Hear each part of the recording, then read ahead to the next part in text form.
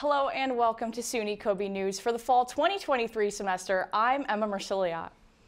This is a student-produced newscast staffed by communication students enrolled here at SUNY Cobleskill. Thanks for joining us. Now here's the news. Passport Day is coming up tomorrow at the Schoharie County Clerk's office. Make sure to stop in and apply for a passport before it's too late. If you're looking to take a trip abroad or go on vacation during fall or winter break, you may need to visit the county clerk's office and apply for a passport. Stop in between 8:30 a.m. and 8 o'clock p.m. tomorrow, Thursday, October 19th. Be sure to bring your birth certificate with a raised seal and both parents listed if you plan to apply. A driver's license or other photo ID will also be required, as well as enough money to cover the processing and photo fees. Starting May of 2025, you'll need more than a driver's license for domestic flights, such as a passport or enhanced license. It's important to keep in mind that passport processing times are 10 to 13 weeks or more for routine service. Be sure to allow time for any unforeseen problems and avoid the stress. The county clerk's office also sells easy passes, which you can pick up tomorrow as well.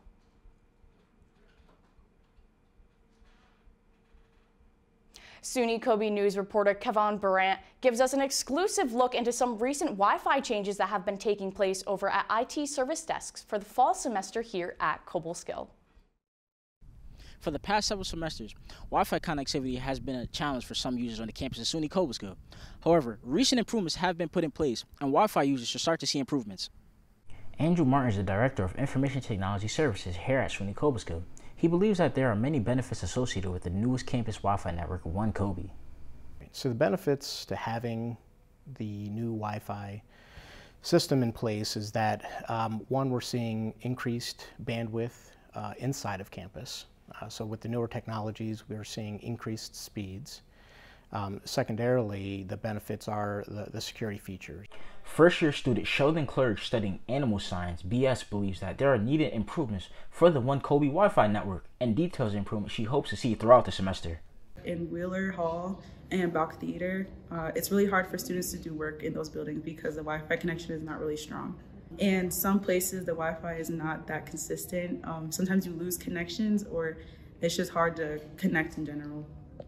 Martin prompts us to know that users should give SUNY Coby a chance to reach its full potential, since it's still new to the campus and work to better the campus Wi-Fi network is constantly being done to help SUNY Coby reach its peak, suggesting that there are improvements that users should expect to see this semester.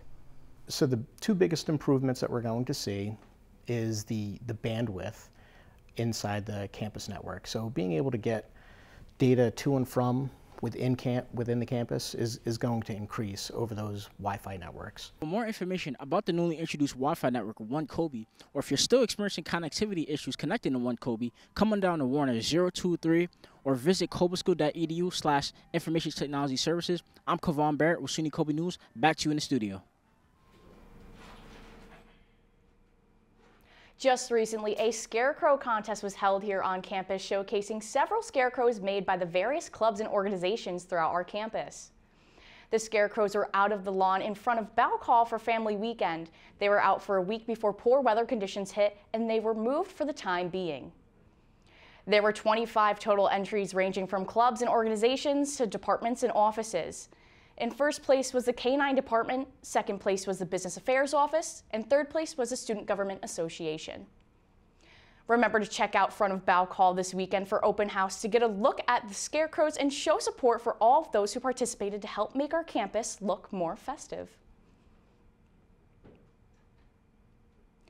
The season will soon be ending for both women and men's soccer. However, there is still time to see a game and show support before the season ends. If you'd like to attend a soccer match before the season is over, there are a limited number of games that will be happening soon, both at home and away. The location of some of these games in the final part of the season have yet to be determined. This weekend will be the start of the end of the season. This Saturday, the 21st at 11 a.m., there will be a women's soccer game against Morrisville State in Morrisville, New York, the last away game that is scheduled for the season. Then Sunday the 22nd, there will be another women's soccer game here in Cobleskill at 1 o'clock p.m. The final two games are to be determined and are scheduled for the following weekend on the 28th and 29th. There are only a few games scheduled left, so make sure to go out and show your support before it's too late. Be sure to visit the Fighting Tigers website for live video and stats. Visit www.fightingtigers.cobleskill.edu for more information.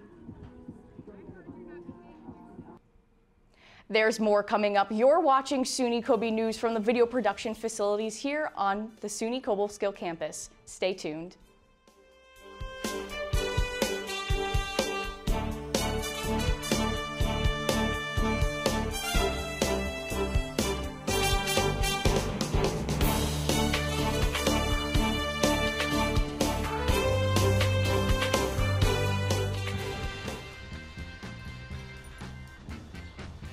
When we adopt a shelter pet, we discover they're a unique mix of all kinds of things. Come on, Drew, spot on this last one. There it is.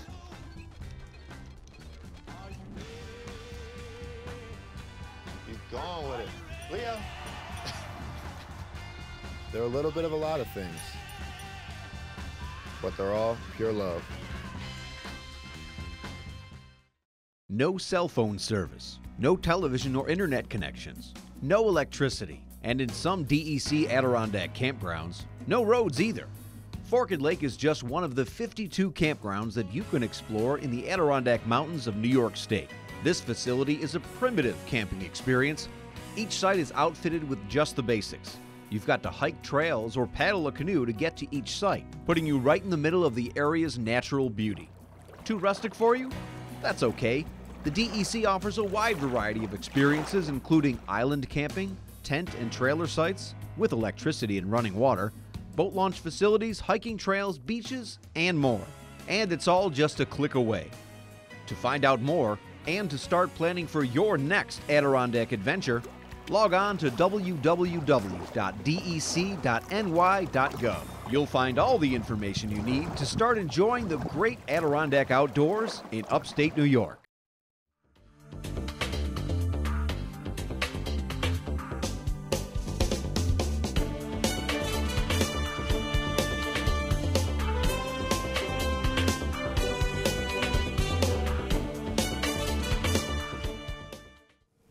Welcome back to SUNY Coby News. I'm Emma Marsiliot. And I'm Lakeisha Wright for SUNY Coby Weather. Emma, from the west we have some high winds coming in. Might be some cold temperatures this weekend along with some showers. We're gonna need some rain jackets. I know. Might have to inform the folks about what's going on. Stay cautious with the weather, because it's getting drastic out here now this fall.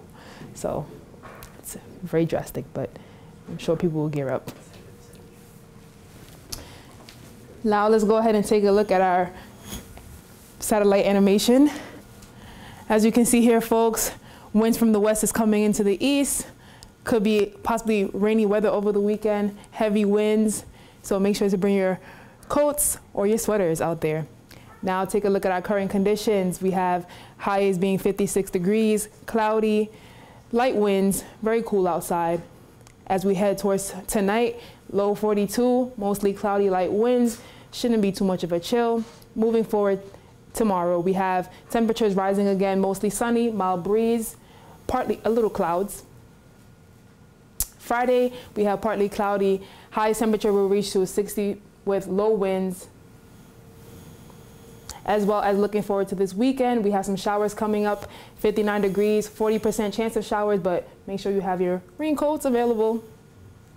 And lastly, let's take a look at our extended outlook. Moving into Sunday, we have temperatures going to a maximum of 51 degrees with a couple of showers coming in, lowest being 42. Monday, we have the sun coming back out, highest is 48, lowest we'll get to is 36 with a couple of clouds.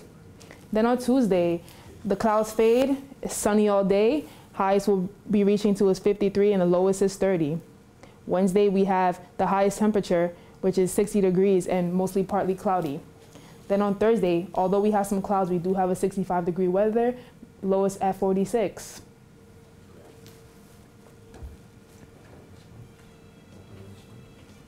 Thanks, Lakeisha, for that weather update. We'll be back with more news after these messages. You're watching SUNY Coby News, live from the video production studio on the campus of SUNY Cobleskill. Stay with us.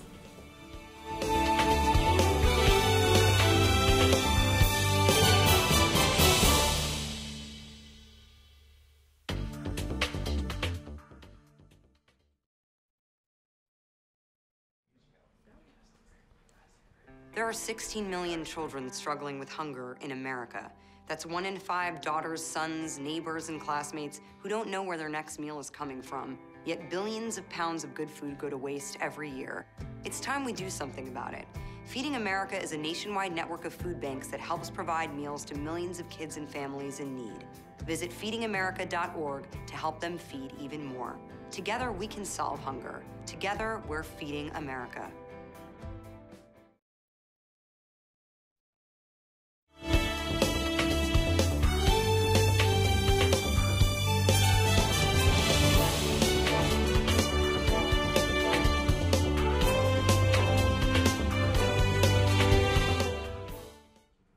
Hello and welcome back to SUNY Coby News. I'm Emma Mersliat. Thanks for joining us.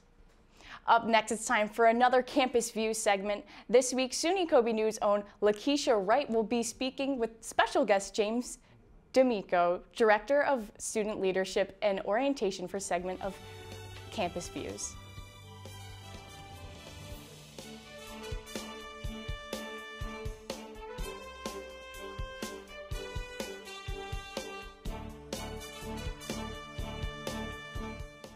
Hello everyone, welcome to this edition of Campus Views. I'm Lakeisha Wright.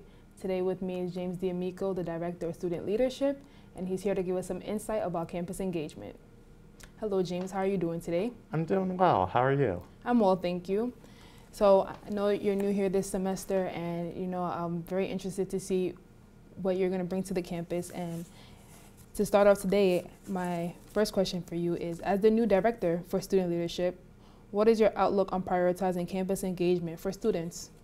I would say one of the biggest priorities for my office is to making sure we can assist students in creating that sense of home and belonging through those co-curricular opportunities, which are social-based, as well as extracurricular opportunities as well.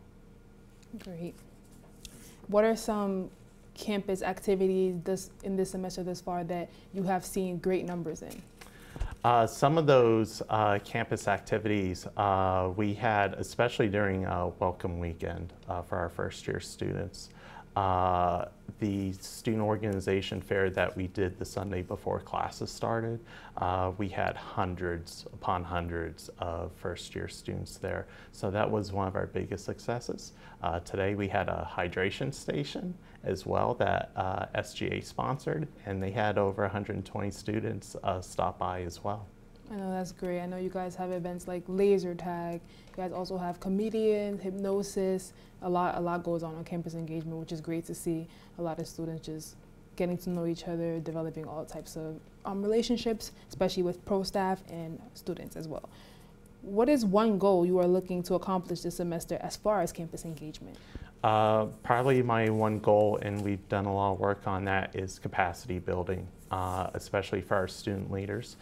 We've been able to offer them a lot of training opportunities, whether it was finance training or club officer training, and utilization of our Coby Engage program with tips and tricks, and being able to spread that word and awareness not only to them, but for them to utilize that software program for first-year students. Great, that's very great. Do you believe campus engagement promotes inclusion among students enough that they are willing to branch off into other leadership experiences? Yes, absolutely. I would encourage any regular student brand new to campus, become a member of a student organization first, and then take that opportunity to become involved in building those skills, whether it's interpersonal or event programming purposes, and go into that club officer role. Do you encourage other students to come into the student leadership office with any ideas that they may have that can bring campus engagement more to life? It's just student perspective, student committees for student leadership. Yes, absolutely, and especially this semester, I've had numerous students stop by to meet with me about forming new clubs and organizations on campus. So if you have a hobby or an interest or say an academic area that we don't currently have on campus, it's very easy to form a club on campus, and our office is here to serve the students. That's great. It's great to see just an inclusive environment. And is there anything that you want to see moving further? One thing that you want to see moving further?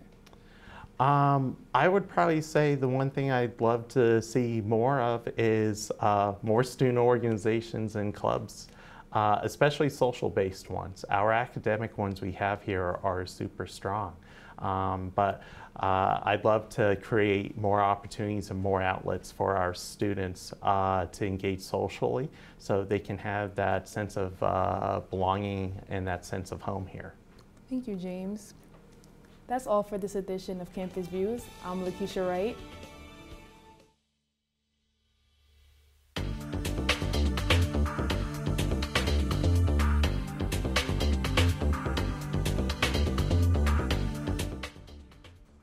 That's all for this edition of SUNY Coby News, live from the SUNY Cobleskill. I'm Emma Marsiliot. We'll be here each Wednesday afternoon at 3 for this semester, coming to you right from here in the video production studio, located on the second floor of the Van Wiegen Library Building. For more information about the 2- and 4-year communication programs here at SUNY Cobleskill, visit www.cobleskill.edu today. You can also find SUNY Cobleskill communication programs on Instagram, YouTube, and Facebook. Following the hashtag SUNY CobyComm will also help you stay up to date on our COMM program activities, including our new agricultural communications program.